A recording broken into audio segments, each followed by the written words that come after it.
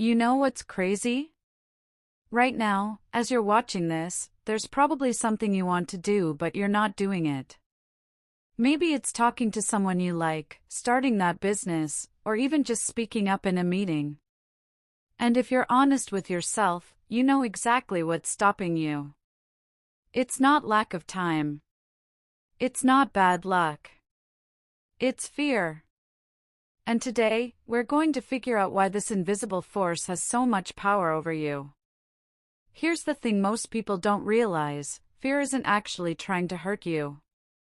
Your brain literally can't tell the difference between speaking in public and running from a bear. Both trigger the exact same alarm system.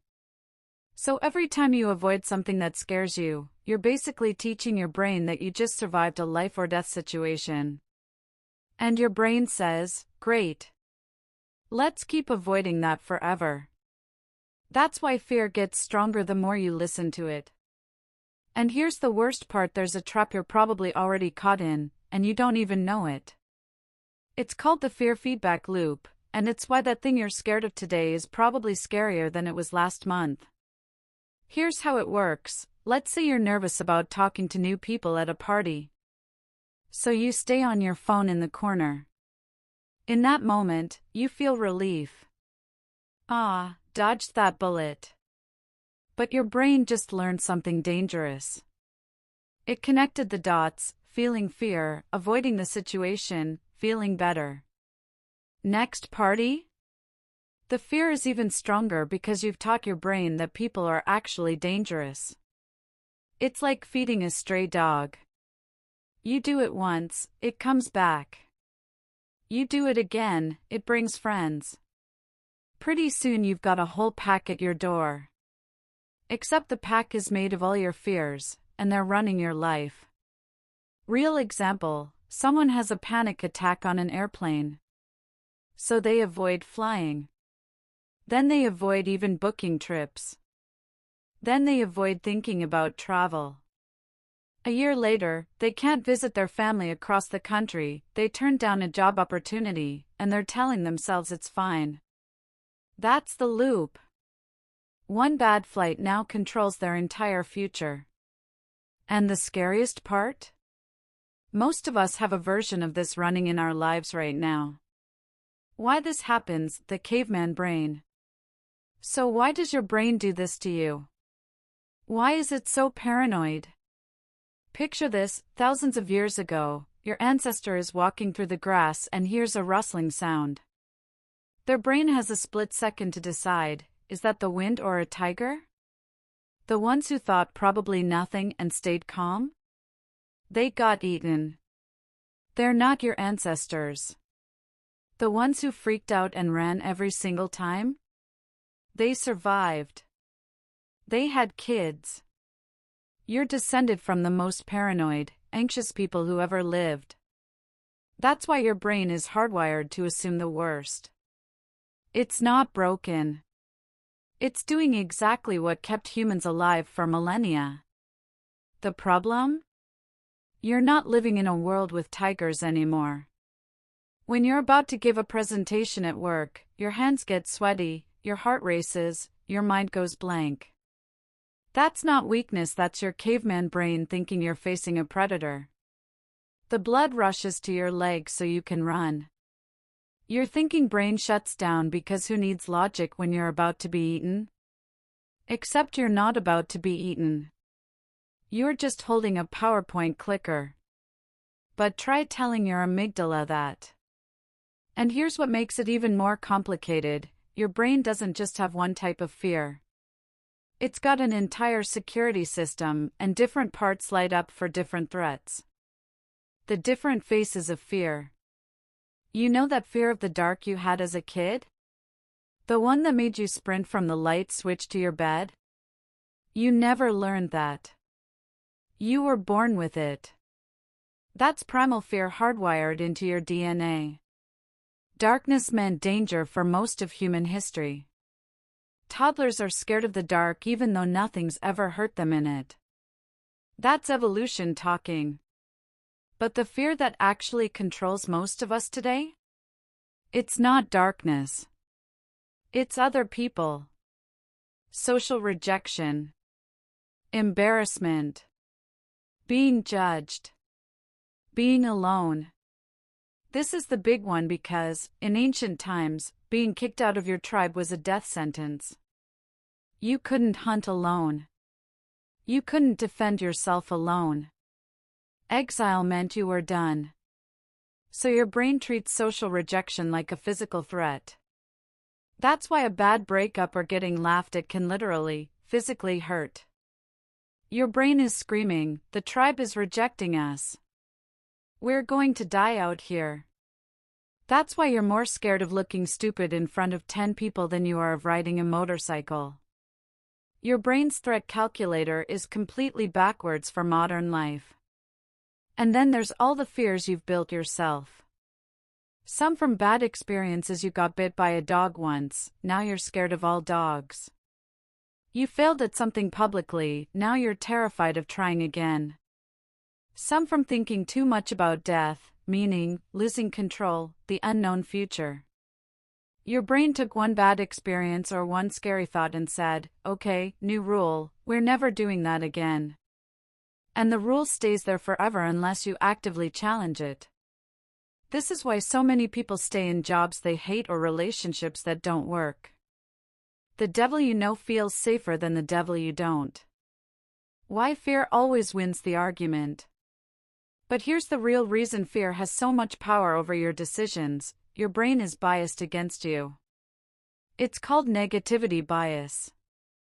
Your brain needs about 5 positive experiences to outweigh one negative one. That's how skewed it is. You could get 9 compliments and 1 insult today, and tonight you'll lie in bed replaying the insult. Why? Because that insult might mean rejection. And rejection, in caveman terms, might mean death. Let me show you how this plays out. You want to start a YouTube channel.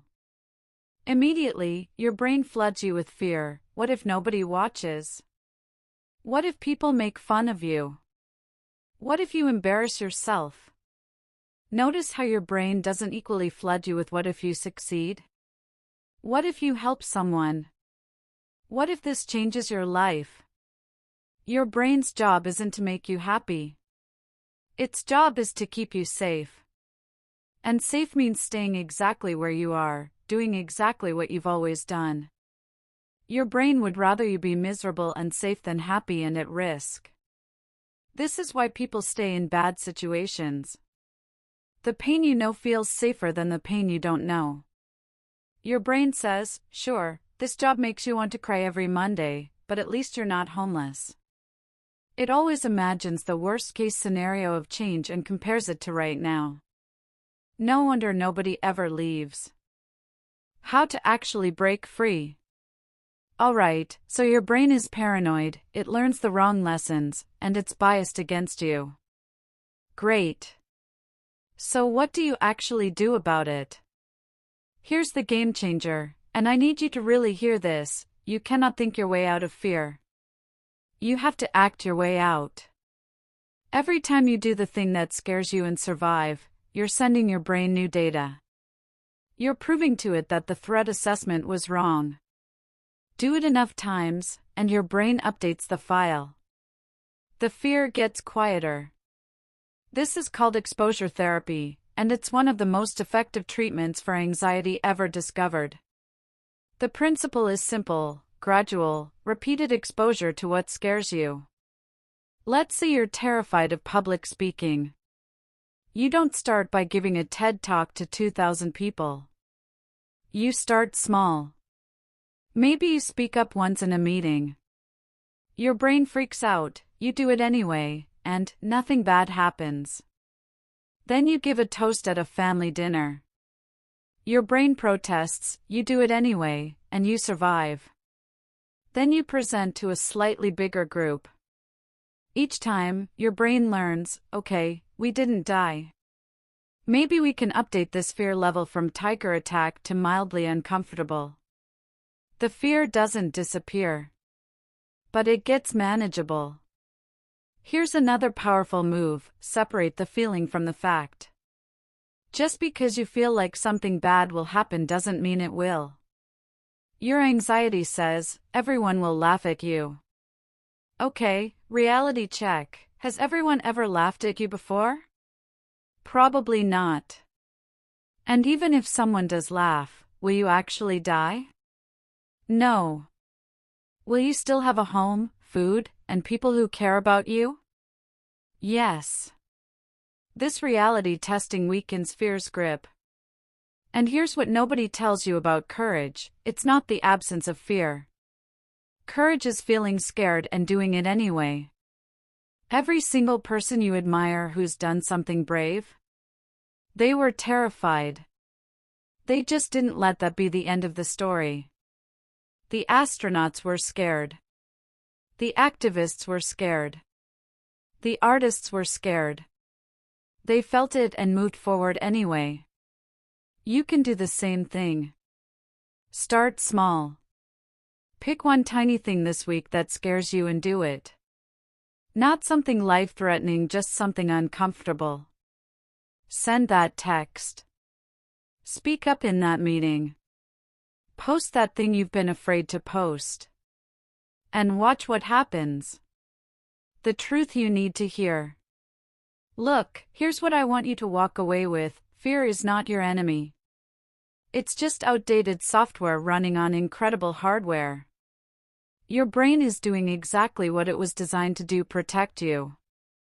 It's just protecting you from threats that don't exist anymore. You're not living in a world with saber-toothed tigers. Most of the things you're afraid of won't kill you. They'll just make you uncomfortable for a little while.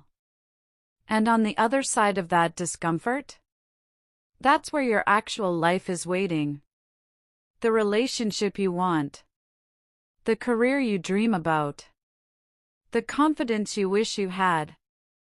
The adventures you keep postponing. All of it is on the other side of doing things that scare you. And here's the truth: you're braver than you think. You've already survived every single one of your worst days.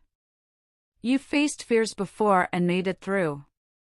The fact that you're here, watching this, means you've already beaten fears that felt impossible at the time. You can do it again. You just have to start. If this video helped you see fear differently, let me know with a like. It genuinely helps more people find this. And if you want more videos about understanding your brain and actually using that knowledge to live better, hit subscribe. We post every week. Share this with someone who needs to hear it today. Seriously, send it to that friend who's been stuck, or that family member who's scared to make a move. Sometimes we all need the reminder. And before you go, tell me in the comments, what's one fear that's been holding you back? Just name it. Sometimes putting it into words takes away some of its power. And you'll probably find that dozens of other people share the exact same fear. You're not alone in this. Alright, I'll see you in the next video. Now go do that thing you were thinking about when you clicked this video. You know what it is.